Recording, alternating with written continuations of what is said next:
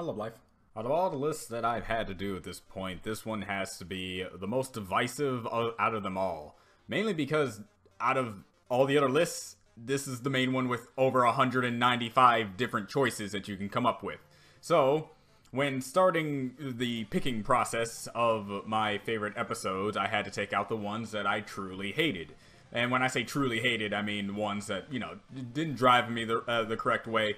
And among the 195 episodes that are on that MLP has, I honestly have to say I only mainly disliked 3 to 4 of them. The fourth one being very divisive on whether or not I actually do not like it or not. So let it be known that MLP, 195 episodes, only don't like 3 to 4. That's impressive for a show, regardless of like how you're supposed to look at it. So that didn't really help at all. So taking 4 to 5, at least from the initial roster was like, okay, now what? So I wanted to put some extra precautions on this and put some extra rules. Okay, I cannot pick more than 3 episodes in a season. Alright, that helps. I cannot include the season openers and season finales to the seasons as well. Because to tell you the truth, if it was up to me, Twilight's Kingdom, the season 3's finale, and season 5's finale, season 2's finale, season 2's opener, they would all be at the top spot of 1, 2, 3, 4, and 5. So, seeing that it's kind of cheating, I need to take those out. Alright. Now what's another barrier? Okay, try to take out episodes that are centered around maybe one particular character. Like it's a good episode for that particular character, but how about you pick episodes that are revolving around multiple characters doing things? That's like the main thing about this show. Okay, do that. Maybe with a few exceptions here and there. Okay, you don't have to really limit yourself there. And after all that, I got down to 85 or so, 80 to 85. And then I kept doing that over and over, hating myself. And then I finally got 10 episodes that I, after coming up with the rubric of how I'm supposed to be judging these episodes, I actually find to be an adequate pick for my personal choices of my favorite episodes. Mostly because when I came into this series, I came in it thinking that it's going to be like Generation 3 all over again. And I think I need to reiterate like how me and MLP relationship actually stemmed from. I was a Gen 1 dude back in the day, enjoyed my time with that. Then Generation 2, 3, 3.5 got me out of the series, realizing that it's actually just for little girls and little boys and stuff like that, not important. And Will came around. I came into this franchise, came back into it, became a fan all over again, really enjoying my time here. And what was the main things that kept me going? What were the episodes that made me say, yes, this is the reason why this show is so good? So these 10 episodes are supposed to embody my personal connections with this show and why it wanted to continue to make me want to keep watching with every subsequent episode every week.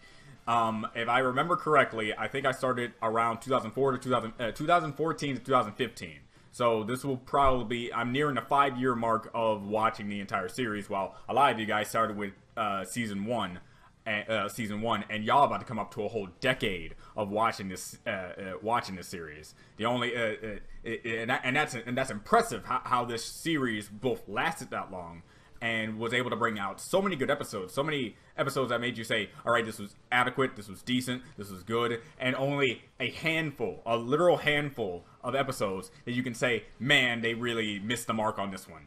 And even then, you still have people that can defend those episodes to high no hair. But we're not talking about those episodes, we're mainly talking about these episodes. And I'll also like to let you guys know, once we get to the honorable mentions of this category, I had to exempt a lot of other episodes from the honorable mentions, mostly because if I didn't, literally the honorable mentions would be the 75 episodes I just didn't include. So forgive me on that front. So here's how the rubric is going to go down.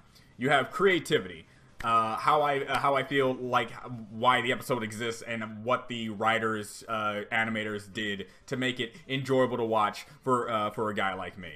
The lesson. and this is going to be a running joke throughout the rubric. I'm gonna put in my personal lesson. There's an actual lesson in the episode, obviously, because kid show.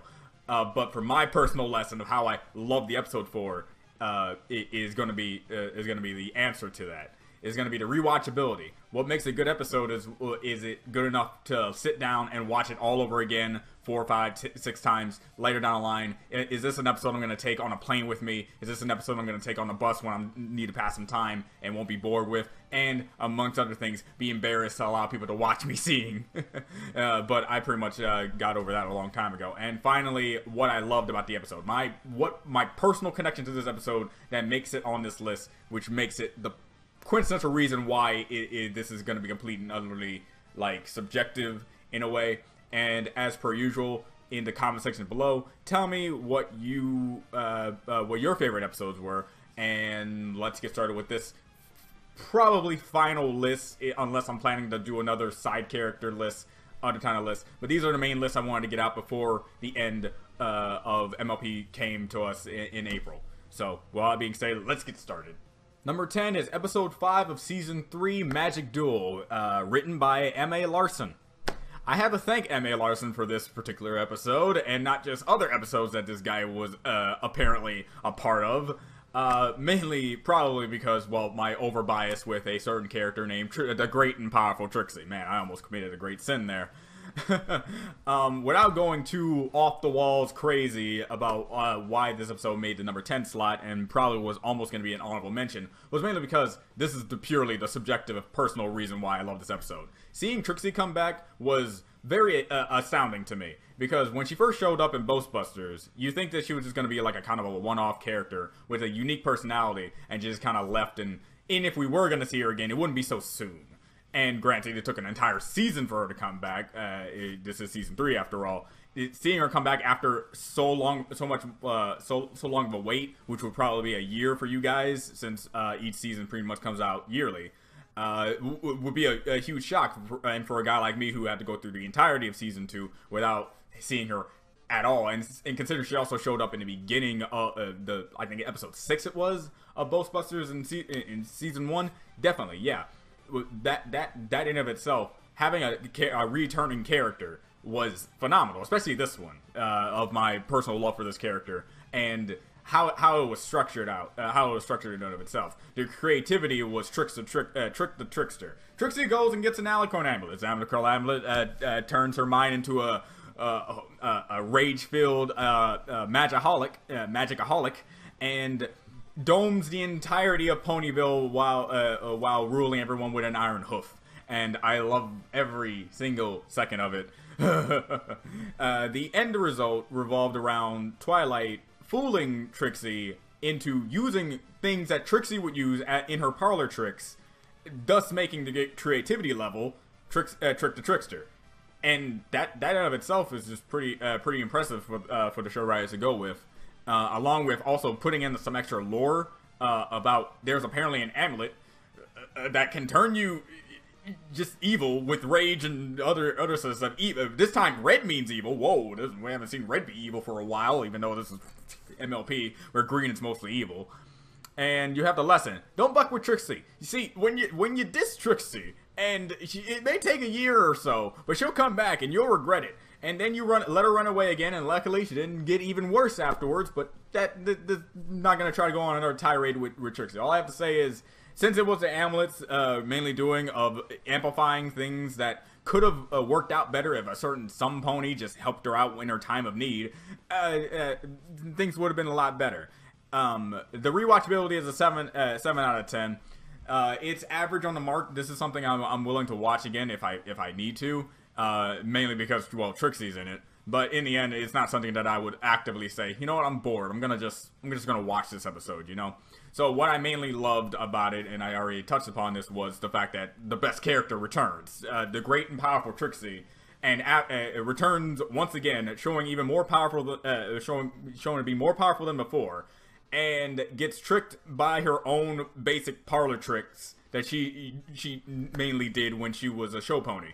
So that was incredible. And then this opened the floodgates to her to come back again and then be an integral part of the series and even be a pseudo main character in the season's finale with Starlight. So all around, this episode was a defining factor of returning characters can be a thing, and return characters not only can be a thing, it can also do it with unorthodox characters, and those unorthodox characters can come back again and be even better as the series goes on. You'll start to see these episodes are the episodes I like that break the mold in forms of how they're making episodes and what the rest of the series can come out of throughout the rest of the time you're going to watch the show. Number 9 is episode 9 of season 6, the Saddle Row Review by Nick Confalon. I hope I got that name right. Written by Nick Confalon. I'm just gonna call him Nick. And I like this episode primarily because it's an interview style slice of life based episode. You have the main characters along with another character trying to clean out this boutique area so they can make it fine and fancy. While throughout the entire episode, you have an interview style of the main six being interviewed, talking. It's so jarring to really talk about it because it's such a weird structure of an episode, especially for what's known to be a kids cartoon. There's not many other kids cartoons that I see actually have an interview style thing other than Total Drama Island, but obviously Total Drama Island has a different fan base that is supposed to be targeted toward. So when you have that sort of interview-esque thing while they're also doing their own personal thing, it gives off a real feeling to it. And if you don't know what I mean, just looking at these characters, just replace the ponies with real life people in a real life setting, real life actions with real life everything, and you get this episode. And I love it. Just for the simple fact that I can replace all of this, make it into humans, and just have the exact same feeling of what they were trying to convey with it. And it just feels so surreal to watch. And I rewatched my reaction to it. The entire time I was just like enjoying the moments that they were just talking about, and how everything was just so like basically bonding with each other as well, and really emphasizing their character a lot more than other episodes can do, but just putting them in a neutral setting and just having them speak from themselves and not really trying to work off anything other than each other, and mostly themselves when they're being interviewed at that time, and them going back and forth to it. It's like, okay, and lesson. Always check the neighbors out before you sign a lease. The entire side plot point that the fact that DJ Pone 3 was up above them and just going off a hectic party. It's like that's the only thing that really stuck with me, and I love how they really brought her into that fray. Just like how she really solidified herself as she's always going to be the one to do the epic rave parties and stuff like that. So again, not the mainline lesson, but it's the main thing that makes me remember the episode, and that's why I love it. Rewatchability 7.5, slightly higher than Magic Duel, but again, not something that I would say I would immediately try to watch again if I got bored. And what I really loved about it, how everything felt weird but great. Again, I rewatched my reaction to it, and it's just me mainly just trying to think of other shows that have done this in this type of way. And also just enjoying the fact that they're able to pull it off and make it so satisfying to watch. I guess that's a weird way to put it, but that's the one thing about this one subjective list about episodes. You really have to get inside my head, and I'm really trying to articulate what was inside my head when I started watching these episodes and why I deemed them to be on this list at that particular spot. So that's all I really have to say about that. Saddle Row Review was just a weird, great episode. Number 8 is going to be episode 3 of season 2, Lesson 0 by Megan McCarthy. Megan McCarthy makes some great episodes. I mean, there's not many episodes that I can actually say that she missed the mark on. Maybe one, but that's about it. And the creativity aspect was breaking the mold in the best way possible. And that is primarily because in quote-unquote kid show mantra is you have to learn something at the end of an episode so the kiddies can understand whatever the ponies are supposed to be doing, because that's how kids shows work. And this episode is basically saying you don't have to learn an episode learn something every single day. It's not You're not meant to do that. It is good to learn something new every day, but having it run your life and that you have to learn something on that day, don't hurt yourself over it. And the lesson, why so serious? The entirety of Twilight going deeper and deeper into a desperation, panic of not being able to somehow get somebody to learn a lesson in friendship just hits me in a place was like they're really self-aware about this sort of stuff. They're really self-aware about this sort of stuff, especially for this particular character that many people have, like I said in one of my other list, that she had a little bit of Steven syndrome. And for those of you who don't know, Steven has been around in Steven Universe a lot, around characters, and it's like he needs to be there for other people to learn particular things and learn particular lessons. And like since he's the main character, he always has to be kind of in frame and that sort of thing. If it happened, I don't remember a single episode where we just hung out with Amethyst during her time with no Steven, or hung out with Garnet with her time with no Steven. You know, that sort of type of episode. And that's how Twilight sort of was. Twilight had to be in the focus some way, so she could be there to learn the lesson in friendship to then send it over to Princess Celestia. This episode was supposed to break that mold, saying you don't have to necessarily learn it, but your other friends can, so we can have episodes more dedicated to just them being by themselves, and Twilight doesn't have to be necessary with that. And how they really wanted to structure that, and especially being the third episode, being the actual quintessential first episode right after the season opener, to emphasize how this episode is going to be, how the season is going to be structured, was fantastic. So yeah, rewatchability is definitely an 8. The sheer amount of facial expressions. I remember me putting the thumbnail of the craziest looking expression. It's also funny how, you know, Tara Strong, the voice actress to Twilight, is also the voice actress to Harley Quinn. So you could definitely see that maybe Twilight was tapping into her inner Harley ancestor when going throughout this sort of thing of just turning maniacally crazy at the very end. And you know what I love was Twilight's expressions. The main thing that I remember from the episode is how many different facial expressions they were willing to put her through, and her desperation, how much she fears and respects Princess Celestia, all at the same time. It's very jarring, but that's what makes her character so unique to me and just great to watch. Number 7 is going to be episode 15 of season 8, The Heartwarming Club by Brian Hallfield. God damn it with names. But basically, Brian here made a really great episode just revolving around the Student 6 coming together, and while it is a pretty bad scenario of why they're sitting around and just talking to each other, it is a good moment to allow these characters to just bond with one another. So the creativity is world building mixed with character bonding. While all the characters are telling them how they celebrate Heartwarming at that point, you get the world building aspect, what these races are doing with this holiday, and how they view each other, and what they feel that the holiday is all about, while also allowing them to be like, oh, so that's what you do. Well, we do this, and this is how our places work, and this is what we do, and this is how my background is, thanks to the fact that I was raised in this area, and such like that. It was such a touching moment with each and every one of those characters. And a lesson: if you want friends, give them in trouble. Works every time. As the episode goes on, and then you find out who actually pulled the prank and nearly had all their entire thing just taken away from him because no one wanted to confess, you start to realize, yeah, the only reason why this happened is because a certain somebody thought it would be a good idea just to get everyone in trouble so they can stay here with him. So it's like, I like your sentiment, it's good, but I kind of like my family too.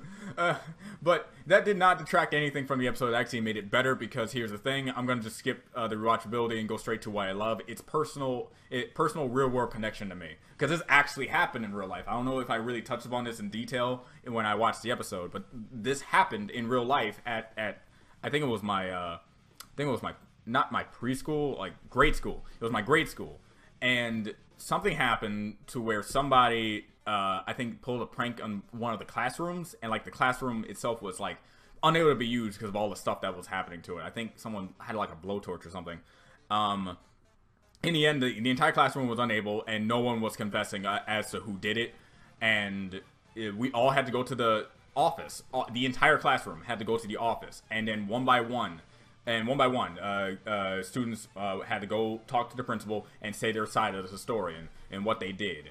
And throughout that time when we were together, we were just talking to one another, saying, okay, who could have probably done it, and also what we will be missing. Because this was also during, I don't know, it wasn't Christmas. I think it was during another break. It was either Thanksgiving or spring break time. It was so long ago, I'm sorry that I don't remember.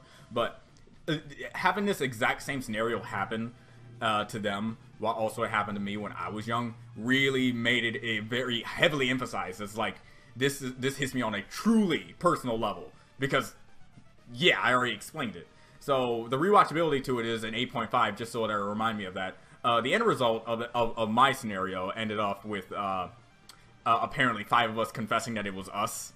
I was one of them, because I'm like, a lot of my classmates were my friends, and I hated the fact that we were all being punished for something that one person did, or maybe 2 people did. So I just said, I just confess. I'm fine with punishment. My parents are pretty freaking awesome, so they understand, and especially if they already know that I'm not the type of person to do that sort of thing. If I just take the blame for this, and so we can just get back to, you know, doing school things, we were gonna do it. But apparently 4 other guys thought the exact same thing. So we got exempt from that, because it's like, we already know your character, you wouldn't do something like that. I think they did find who actually did it. It was actually somebody who was relatively new to the school, so it's like kind of weird on the background checks on that guy, I guess. But basically, yeah, I love that entire thing, and how it just put me back in that scenario, because it actually was a pretty touching scenario. Man, this wow, number 7 slide actually got really personal, didn't it? Wow. Anyway, I like this episode mainly because of that purpose, and it really hit me in a personal area, and I love it for that. Number 6, episode 5 of season 6, Gauntlet of Fire, by Jonah Lewis and Christian Songko. This episode is one of the better Spike episodes, almost rivaling Equestria Games for me. If it wasn't for the fact that the lesson wasn't really all that there.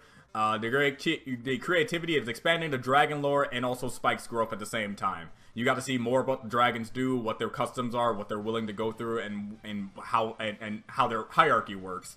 You also have a great Spike episode where he grows up as a character. Another one of those episodes that really showcases bravery aspect, and why I believe its element is courage. And also gaining a friend that is also very powerful. I can say that much. Ember being introduced in this episode was also fantastic. Ember's character is a fun one to hang around, and a fun one to watch. Especially how she slowly develops quote-unquote friendship, or at least high acquaintanceship with Spike near the end. And it's fantastic.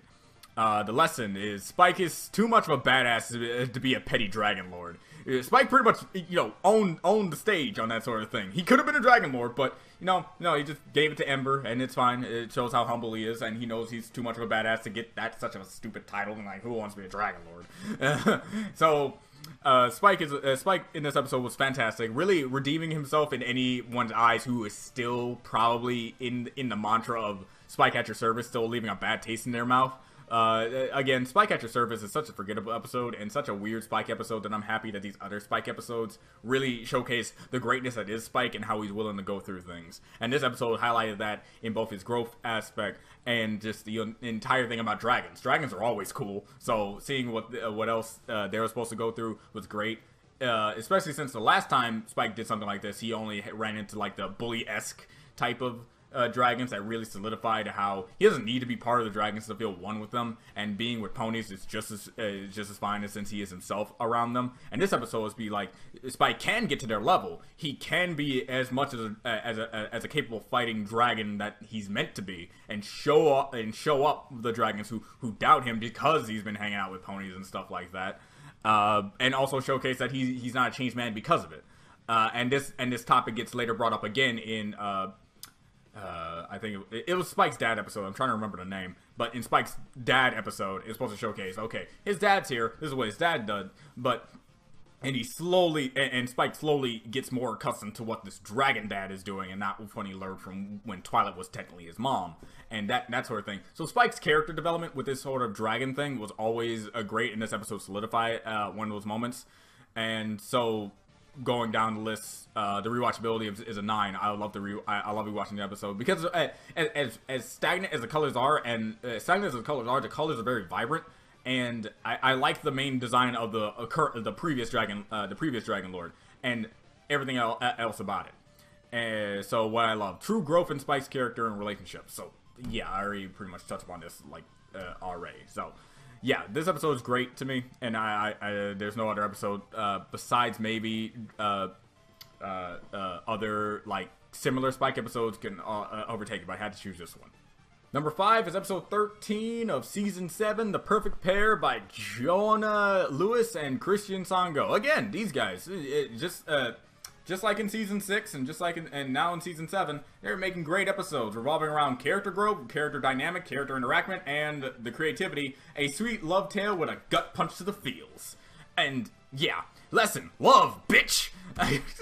Okay, that in and of itself just solidified how good this episode is. But I had to put it in the middle of the road because in the end, while it is a 9.5 on a rewatch scale, the reason why it's deducted a 0.5 is because I really do not like it when I see the ending. I don't want to be sad all the time, guys. I know that's not a great reason to deduct points, but rewatchability is rewatchability. Not that just because I don't rewatch it doesn't make it bad. It just means I don't want to watch it again because I don't like it.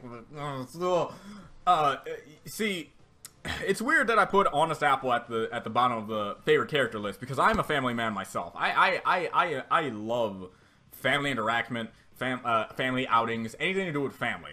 So when you get the episode where you get Applejack's parents' background and what led to them getting married, what led to them starting this family, and stuff, and then you also see that we're gonna say like grandparent at this point. That regret, you can tell with his voice, his tearing up, how he regretted the fact that he did that to his own child and was unable to say sorry about it. That's like, they pulled no punches. What I loved is how he didn't pull any of the punches at the end. It's like, no, she is gone. And that's the regret aspect to it. And to me, it is solidifying how much I enjoy the time that I spent with my family. We have ups, we have downs, we have disagreements, but in the end, we never want to say goodbye to each other angry. That is never what you should do. And that alone makes this episode just have to be on this list right here. But really no but. Just like, I want to put it higher. But the other episodes hit me in a happier way. This is in the middle of the road because it is nowhere near like in the categories of it's good because of the structure, because of the structure itself is allowing me to like it, and while the last 4 you're gonna see are good because it made me happy that they explored this sort of thing and was able to do it in a other personal aspect, and not just for me but to other people as well, because other people have been asking for it. This is one of those things, which is why it's number 5. While the structure is great, and the reason why people were asking for this type of like thing for Applejack's family dynamic that they've been kind of hinting toward in little snippets here and there about the family line and stuff like that. They also hit it right there. So everything about this episode, it's number 1 in a lot of personal ways, but it's number 5 because in other ways the other episodes did other things that allowed me to say, yeah, greatness, right? So yeah, number 5 definitely up there, definitely deserves to be higher. I will agree on that front, but maybe if I talk about what the last 4 are, maybe you might agree with that as well. Number 4 is episode 10 of season 7, A Royal Problem, by again Jonah Lewis and Christian These guys are good episode writers. Great episode writers. I love these guys. I love these two. My fault. So creativity. Moonbutt is now Sunbutt, and Sunbutt is now Moonbutt thanks to Starkite Butt. Basically, yeah, all around. While it does not hit you in a gut-wrenching feels category, it does hit you in another way, as in, yeah, this is how life could be like in another reality, basically. Alright. First of all, I like this episode primarily because it's an episode I've been asking for a while, and it sort of did exactly what I wanted them to do when I asked for it. I wanted to see an episode primarily for the princesses, and that is Celestia and Luna just being sisters together, and I got that. I got what Celestia's probably been going, what probably she had to go through back in the past, and what Seluna had to go through back in the past, and getting that in the modern day, seeing how they're doing with that now, how they spend time with one another, and what they do with one another, and stuff like that. And then you have Starlight there, another one of my favorite characters, doing the walking each other's shoes approach of things. Granted, forcefully, but it was a so good character growing moment for both characters, understanding what they had to go through with their responsibilities, with their power. And that alone made me say, yes, this is an episode I've been asking for a long time. As much as I love the Applejack based episode, it's not something I was demanding for.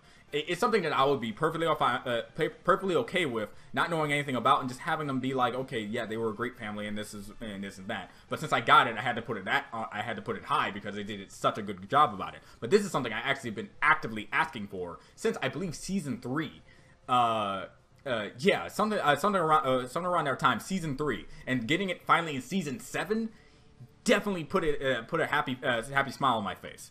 And also getting Stormbreaker, getting into the lesson. Stormbreaker is best what if villain. Like having Celestia kind of have to go through and face a part of her that can exist and could have existed if something were to have happened where she did go down that route, is a nice moment for Celestia's character as well. I admire that more than a lot of things that this series has given me, frankly. So having her go through that and also conquer it is fantastic. Not to mention just the whole Stormbreaker design, Stormbreaker everything is just phenomenal, and it's great. And the main thing I loved about it is it's the closest thing to a sister. It's the closest thing to a sister dynamic episode that I'm gonna get. To a Celestia and Luna sister dynamic episode I'm gonna get. So there you go. Rewatchability is a 10 out of 10. I would love to rewatch this episode. It is on my computer because I am willing to watch this at any point that I'm willing to, whenever I feel exactly bored. It is a nice time. It is a nice time waster / just great time all around. Number 3 is episode 12 of season 4, Pinkie Pride, story by Jason Thesian, and teleplay by Amy Kidding Rogers. As I said in the beginning of this thing, I wanted to like exclude episodes that was essentially based around one pony, and this is that exception. Because I cannot, for the life of me, not put this episode on this list, mainly because of the main reason of creativity. Make Will Yakovich a pony, and the rest will just literally write itself. That's it. That's all you need. Lesson. Ah! Rewatchability 11 out of 10. And what I love, my favorite song artist is having a guest role in my favorite show. What about this episode cannot make this list out of all that I just said? Frankly enough, my reaction of seeing Weird Al actually be a pony, and not only that, they executed it in such a fine way. We're also developing Pinkie Pie's character and making one of the best key episodes of season 4. All of that accumulated to just greatness, awesome. Loved every second of it. The songs like Magical Mystery Cure and another particular episode that we might be getting to really showcase songs with story flawlessly, especially with Weird Al and Pinkie, two of my favorite characters of all of MLP. So seeing that and how they broke the mold for me on that was fantastic. I swear to Christ, if season 9 does not at least have Chi's cameo in some way, I think I'm gonna drop the series. I know you're gonna say, but it's the final season. Yeah, Generation 5 still gonna be a thing, right? I still have a series 2 drop, dang you. So there's that. Joking aside, seriously, this episode really. There's not a moment where I rewatch this episode. There's not a moment that I did anything about this episode that doesn't still put a smile on my face this very day. This is one of the episodes that I purposely picked out to watch in high school. By the way, in high school, back when I was still watching the show, and after watching all of season 4. It was the last day of high school before we started leaving and stuff. I've already said the story, but let me just reiterate. It was this episode and part 1 and part 2 of Twilight's Kingdom that we watched. We watched this episode first because of how great it was, and no one really watched it but me. And it wasn't really, but it was Twilight's Kingdom that had everyone just have their eyes glued to the screen because of all the hectic stuff that happens in in those 2 episodes. So of course, but for me, I enjoyed my time with this episode, and I even had my own mantra to show it to others at a high school. And again, this is senior year, so these are very old individuals. So in the end, Pinkie Pride definitely on this list, primarily for those reasons. I love this episode, and there's nothing else about it I can really say. There's not a single thing that I can really say was really bad about it. Like, everything was fantastic. Number 2 is episode 18 of season 5 by Amy Kidding Rogers, and that is Crusaders of the Lost Mark. Man, alright. Okay, this and the number 1 slot share a very interesting dynamic with one another. And this one first, let's go. Creativity, a moving musical with magical moments and a monstrous mom. I tried my best at alliteration, and I'm sure it was adequate, but that's basically what this episode is. It's a musical that fits well with magical moments of seeing the CMC not only redeem a character, but also gain their things that they've been shooting for since season 1, and a monstrous mom. The reason why a certain character, Diamond Tiara, was like what she was because she had a horrible parent in her life that pretty much changed her into that sort of thing. All that accumulates to a very fantastic episode that really congratulates watchers. Really congratulates watchers. People who have watched these 3 go through trials and tribulations, going through every single thing that they probably can, being determined, being ambitious, just doing everything in their power to get what they wanted. And then they finally did it. The lesson is do it. Just do it. They did it because they wanted to do it, and they did it because they just did it. They did it. That's it. And I love it. So, the rewatchability, a really high number. I can't really give a number to this because I'm willing to watch this episode literally for any reason and any purpose, at any time, at any place, for any particular reason. And which is one of the main reasons why I couldn't put like a singular song on it, because the entire thing about the episode is that it's one big musical, and everything flows so well, and it fits into a narrative that I just have to watch in of itself. So, yeah. Now what I love, MLP, in the past, many people said this to me, little girl show, makes more dynamic changes to its characters and structure more and better than many teen/adult shows out there. So take that, everyone. I got to say that primarily because that's exactly what people have been telling me when I was watching the series. Mostly a certain group of my family and a certain other group of my friends. See, I had the friends with Will, Olive, Mino, all those guys. They were MLP guys, and I got into the series because of them. But I also had other friends that were like, "Are you seriously watching this little girl show? Are you doing all this? Are you doing all that?" And I like this show because as a story writer myself, I like characters that change. I like characters who understand. I like writers who understand that characters cannot just stay the same age, Simpsons, Family Guy, American Dad, the same type of character, Simpsons, the same, like, different shows, and just constantly have the status quo be reverted back to zero because they believe kids aren't smart enough to keep up with a overarching narrative and characters who apparently changed from what they were seasons ago. Teen Titans Go! And a lot of other different types of shows that apparently think that it's okay to do that. And while I'm not saying that those shows don't have any right to exist, they surely do. But to see that those shows are doing better than the shows that are actually trying their hardest to be really great telling stories, it kind of rubs me the wrong way. The reason why this episode is so great is because, and I tested this, my nieces rarely watch MLP. They only watch it if it's ever on screen because, you know, they're kids at that point and they didn't really care that much about the overarching narrative and stuff. But I showed Crusaders of the Lost Mark to one of my nieces, and they enjoyed the episode but didn't really like give any resonating like feelings toward it. So at that point, I asked my friends what were their reactions to the Crusaders of the Lost Mark, and they cried, they teared up, they were so happy, they were ecstatic to see that it happened. So it really shows a difference between a person who just watches the episode without any of the overarching context of what these characters been through, what they have done, how far they've come for that point, and for this episode to show up and give us exactly that, and just actually do true raw have us give true raw emotion for that, I have to give this show commendability, because not many shows can actually allow that and do that. You know, the animes that I've been watching always get me to cry because I'm an emotional friggin' pansy. But there have been plenty of shows who are unable to get me to emote a single moment from their character dying or doing something like that. So to have these kids grow up,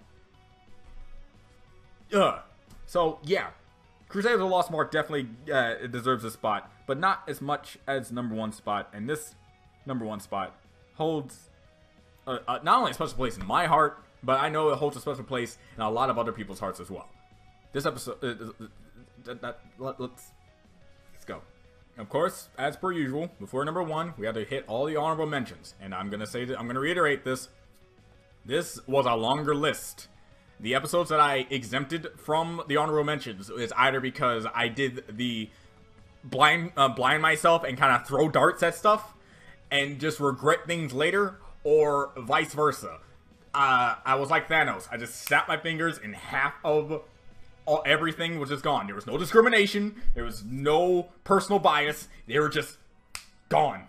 Because I couldn't make this as long as I wanted it to. Mainly because it just defeats the purpose of honorable mentioning things. But it's still relatively long. It's still a very long list. So I'm just going to be going down this very fast. Only going off the main things why I liked about it and why it's on this list to begin with. So let's go. Episode 6 of Season 1, Ghostbusters. Why Trixie? Why else would I like this episode? Episode 25 of Season 1, Party of One. This episode solidified Pinkie Pie's mental state as being very unstable if put in the particular scenario, and how they were willing to go this far with it, with this character dynamic that she is just crazy.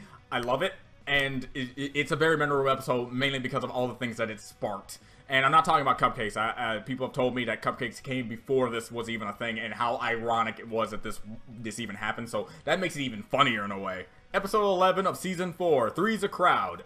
Having Discord, quote-unquote, bond with Cadence and Twilight, while also giving him his own song, giving him his own things, and you know, his own personal, like, episode with them, before the whole fall with T-Rex thing, was very, very great. And also just, again, solidifying that Discord is still a maniacal genius and a chaotic neutral at best. When it comes to helping out the gang, and just the entire visual aspect to it, like I said with the song in of itself in the songs list, was just fantastic. Any episode with Discord is definitely just on top marks, and this is definitely one of them I had to give an honorable mention to for the interesting roster. Let's say for that interesting roster, Cadence, Twilight, and Discord. Not my first pick when I say okay, let's make an episode structured around these three. Episode 21 of Season 4, testing, 1, 2, 3. An episode dedicated around Rainbow Dash and how she learns. And this really solidifies a lot of other people as well, including myself, about how certain people do not learn the same way that other people do. Some people are good at sitting down and just taking in the information. I'm particularly good at taking in rhymes. Once I realized that I know the entire Poke Rap by heart, a lot of other different songs that have rapping into it instantaneously, I took all of my assignments and tried my best to put it into a rhyme scheme. And guess what? The time I didn't do it, I got a 74. The time I did it, I got a 98. Learning can work in so many different ways, guys. Do not be afraid to test out different ways of learning. Because as long as I had that thing inside my head, just like, okay, oh, yeah, that's it. That's exactly what I was doing. And it was great. So show that Rainbow Dash can learn as long as she's flying, which is like her main thing, really also emphasizes what her character is like and how she is different from Twilight and how she is different from everyone else who is basically able to learn in different other ways. And I love it. So yeah. So basically, the closest thing to learning would happen to be with Pinkie Pie's aspect and what she did with the whole 90s, was it 90s theme with the rap? So yeah, that I had to go with Pinkie Pie. Again, another reason why I love her character. Episode 3 of Season 5, Castle Sweet Castle. For those of you who do not know, I love that library tree. Mainly because the reason why I made my quote-unquote pony OC as Arbery Ken, which is Tree Sword, is because he is a tree. He's basically a tree hugger. He loves trees. Everything about trees, he loves. Trees, sticks, anything wood related, he loves it. Because he loves nature. He's a nature man. So when I made his character, I made his character with the library tree in mind. It's a tree that is also a library, and it's a main hub area. So having an episode that that ends off with the roots of the tree being used as the memorabilia that they had during that time with the tree and just times with each other was hit me in the feels almost as much as they hit me with the feels with the Applejack family dynamic thing. All right, so I was so happy they made this kind of episode, and man, this is the second time that episode 3 of a new season broke the mold and also let me understand how a season is going to be playing out. Do that. It's great, fantastic, good job. Episode 7 in Season 5, Make New Friends but Keep Discord. This episode is only here because of this. The Smooths!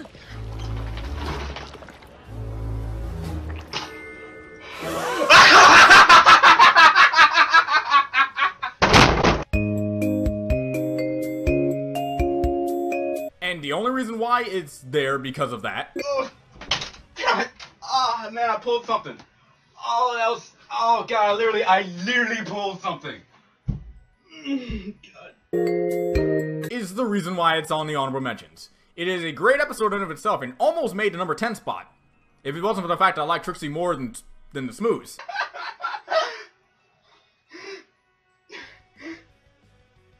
I'm really crying right now. So, lucky on that front. Episode 22 of Season 5, What About Discord? Wow, another Discord episode, huh? Yeah, a lot of Discord episodes were gonna make it on this list a whole lot, so I had to just pick one of my favorites and just kind of roll with that. And then just leave for the rest of the honorable mentions. This episode really helped with my dynamic of my entire tirade of he doesn't like bond with the other main characters. He's gonna go back into his old ways. This episode pretty much showcased, yes, Discord is fully capable of hanging out with the other 6, with the other 5 of the main 6, and well, just the 6 in general, and actually be a good friend. If it wasn't for the fact that he did it just so he could make Twilight jealous, kind of ruined that a little bit. But in the end, he did learn his lesson. Even at the very end portion, being the butt of his own personal joke that he was trying to do, and in the end, he shared a big hug with the rest of the cast. It's like it really showcased his growth as a character, and also his growth of being better friends with the others, while still holding Fluttershy in the highest regard. Episode 24 of Season 5, The Main Attraction. Oh, yeah, this episode's primarily here for that song, and just how it's really real again when it comes to like the industry of music, and just being a star in general. How you're supposed to change yourself for certain reasons, to draw a particular type of crowd, to cater to a particular type of person and people, change your personal ways to fit a narrative that needs to be pushed in some way, shape, or form. I'm not gonna go too deep into it, but Ra-Ra's development with Applejack and what Ra-Ra had to go through, and then the end song pretty much coming full circle about how her character was changed at that point was great. It was very great. It also reminded me of moments where it's like you had friends in the past, and then once you see them in the future, they could change so drastically, and you just want that old friend back. And sometimes it's actually for a good reason / bad reason as to why they changed. So it's like, ugh. So good episode on that front. Episode 4, Season 7, Rocksolid Friendship, Mod. It was either going to be this episode or actually Mod Pie episode. The Mod Pie episode back in the I think it was Season 4. It was either going to be that one, or I'm going to put this one on the honorable mentions. But I'm putting this one on the honorable mentions because it also involves another one of my favorite characters, being Starlight friggin' Glimmer, and having it so that Starlight makes new friend, and especially it being Mod, is fantastic. Getting more Mod's great personality along with Starlight's great personality, colliding with each other, and it's fantastic. The only thing that almost ruined it was Pinkie Pie trying a little too hard to make it so that they could be friends, but that's in Pinkie Pie's character, so I can't really blame her for that. So, yeah, Rocksolid Friendship. Mod is fantastic, mod is life. Episode 22 of Season 7, Once Upon a Zeppelin. Now, this episode is primarily here because, again, with the whole family thing, this is one of the great episodes where we got to see Twilight, Mom and Dad, Cadence, Shining, and I think Flurry Heart was there. I believe Flurry Heart was there. And if she wasn't, it was just the group hanging out with each other and doing their best to hang out with each other, while also another moment of Twilight getting in her frustrated persona, and with Iron Wheel becoming more of an antagonist than he was when he first showed up. But still, all around, it was a great episode for the amount of things they were able to do with this dynamic of the family being together, trying to just enjoy their time. But since Twilight's princess, her fame and stuff like that can actually be used against her, even in day-to-day life. So it's also very telling. Also real life and how that works. It's like you don't see many great celebrities doing just casual things because they can just do it. They can't just do that anymore. Oh, man. But great in and of itself. Episode 7 of Season 8. Horseplay. Why do I like this episode? I wonder it's because Celestia again. Another episode that has Celestia in it and having a more prominent role and being a character, and not like the old season where she just sort of showed up, be regal and all have sun goddess. Oh, look at me! And then when I fight, I lose. No, we get her character, and she's great. She's funny. Her trying to act. I had to put it on this list for those great moments of both cringe and I love her. Episode 19, Road to Friendship, another Season 8 episode, and this is going to be the last one of the honorable mentions. Primarily, well, Starlight, Trixie, and just like how I said I like Maud and Starlight together, of course I'm going to like Starlight with the best character of them all, Trixie. So, good on you. Good on you. Episode 8 really had that on lock for me. With their dynamic, and also I didn't mention this before, but Trixie and Starlight in that episode, and I mentioned this, but I did mention this in the reaction, that this is a real friendship. Those people who believe that friendship is all about them always picking you up when you're down, that sort of stuff, like 100% gumdrops and rainbows. That's not real friendship. Real friendship is getting on each other's nerves sometimes, really pushing each other's buttons, but still coming back from it, understanding each other a little bit more. That's real friendship. At least the friendships that I've been having throughout the years of growing up. Because people are people. You're gonna piss someone off at some point, but it's the matter of how you're gonna get through that with each other and understand it's not that big of a deal because you're still together with one another, comrades, brothers in arms and stuff like that. That's how that is. And that's why that episode solidifies. Trixie and Starlight may not, to some people, be like, oh man, this is a very dysfunctional friendship. It's like Trixie's always ticking off Starlight, and Starlight even got rid of Trixie's stuff. It's like, none of these people are on the right. No, this is what friends really do. Friends do this more often than you think, guys. And I love it. I love it. That's why this episode is fantastic. I wanted to put it on a list. Like, a lot of these honorable mentions, wanted to put it on a list because of how real the friendship was, but I already gave off my reasons as why the list was the way it is, and sometimes it was because it was the first, it impacted me in this sort of way, and that sort of thing. But that's all the honorable mentions. I wanted to put more. I honestly wanted to put more. I had a lot more. But I'm going to cut it down here. That's it. If there was an episode that you didn't see getting the honorable mentions, trust me, I probably wanted to put it on. So, yeah. Now let's just get on number 1. Episode 9. Season 5, the 100 episode Slice of Life by M.A. Larson. And as I must say, as a meme needs to live on somehow, thanks, M.A. Larson. No, not just thanks, M.A. Larson. Thanks the entire crew over at Hasbro that makes MLP for this episode. Their creativity, throw everything and the kitchen sink while also jumping the shark. Lesson.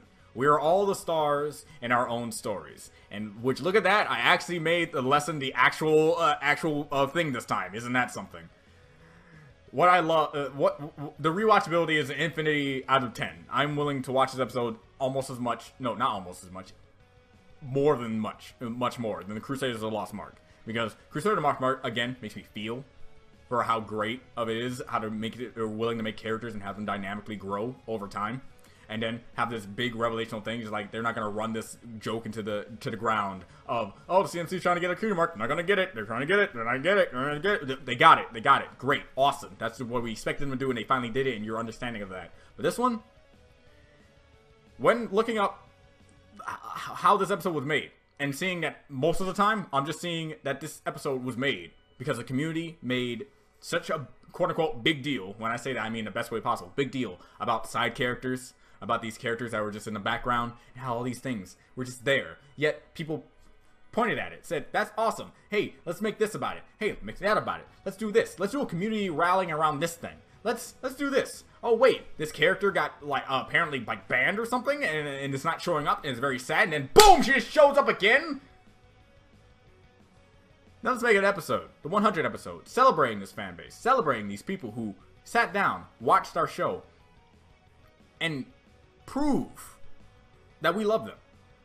What I loved about this, MLP, a little girl show, shows more love to its community than most other. Do I even need to finish this? Really?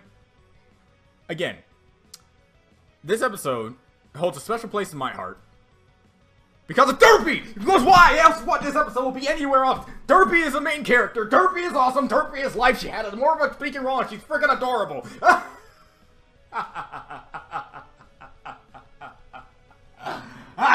Oh, God. Oh, jeez. In the end, all these episodes hold a special place in my heart. All these episodes really solidify that this show is a show for anyone who is willing to look past whatever it is they don't seem to care for. There is always a good thing about it. There's always there's always like-minded discussions. There's always debates. There's always things. There's everything about it, about this show, resonates with people. There's a reason why there is a huge population of people who think this is a great show. Not because it's about little pony girls and apparently everyone's a furry. Granted, I have no problem with furries. But there's more in the layers here. And this episode solidifies that for me. Like last time I checked, we're in episode 195. It means we're 5 episodes away to episode 200. And since they did an episode centered around the background characters, if I was Hasbro, I would make episode 200 all about the main characters. Because while the side characters were something that we as a community hyped up and made bigger deals than we probably could have as we watched the show, if it wasn't for Tara Strong and all these other great voice actresses with the main cast of the main 6, without them, we probably wouldn't like the show at all, right? What if every single one of them were annoying? What if every single one of them doesn't have any character arc? And just the only thing that was like making us like the show was, oh, the background characters are funny. No. The main characters need their own time to shine. That, or finally give me a true episode that's centered around primarily the princesses. I'd go with the former. Make it so about the main 6. Because as much as I would love a pure dedicated episode just centered around only the main princesses without Twilight, that'd be great. But just give the main 6 their true, like, we love you episode, just like how they did with episode 100 with these characters. All right, so that's all I really have to say without going into more immaculate detail. Slice of Life is definitely my favorite MLP episode of all time. For that even trounces my love for Weird Al Yankovic 2 times over. So there you go. Again, tell me what your favorite episodes are, and I'll see if I can probably do lists like this for other series that I've been watching. You know, Steve Universe, you know, what's my favorite songs and favorite episodes from there. But I'm going to take a little bit of break here. And doing these were not all that great. Mostly in the talking department, and I think I'm dying. Does this kill you? I'm pretty sure it doesn't. Anyway, this is Do You Want to Be a Universe. I'll see you next time. Bye.